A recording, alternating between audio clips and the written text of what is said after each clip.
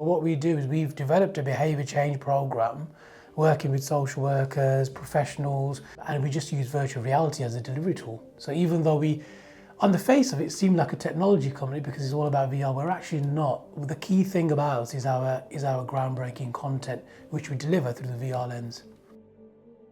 Our films exist to try to support and answer some of the questions of the real life problems out there. So for example, we're producing knife crime content at the moment.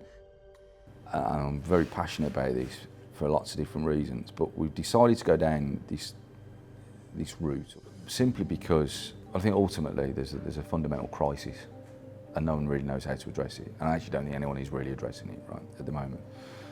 And what we thought through virtual reality, because it's so powerful, because you're in it, it's like, well, let's create a scenario and situation to understand how a knife crime attack or assault or from a perpetrator or a victim point of view plays out.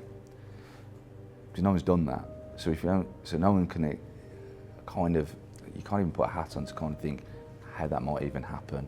So you read it in the news, it just becomes words. You see it on the TV, it just becomes statements. So we're trying to put people in the eyes of, well, how does someone at 15 become a victim or a perpetrator of a knife crime attack?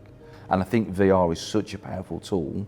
It's probably one of the only things that I can see that you can actually put people in a situation of actually almost like what it's like in real life without it being in real life.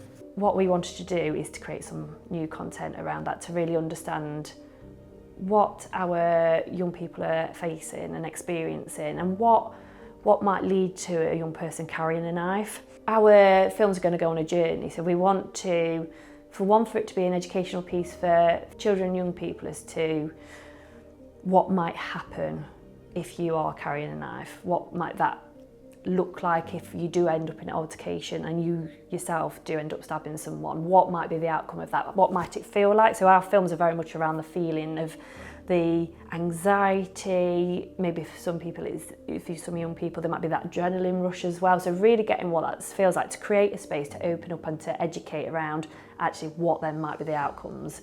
So some of our films are going to look at ending up being arrested, being in a custody suite, being in a cell, and just how isolating and how frightening that is from the child's perspective. So really seeing just how, if you do end up stabbing someone or being found with a knife, how very quickly you are then in a very adult world.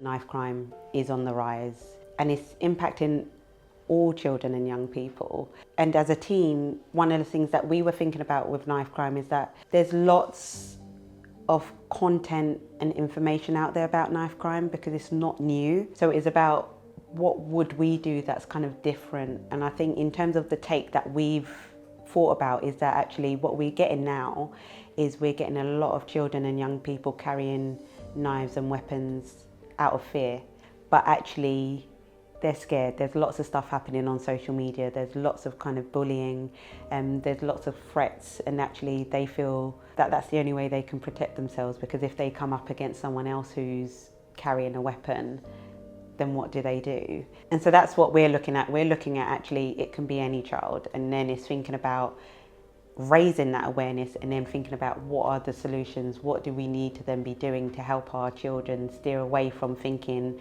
that having a weapon is a safety, is a way of protection.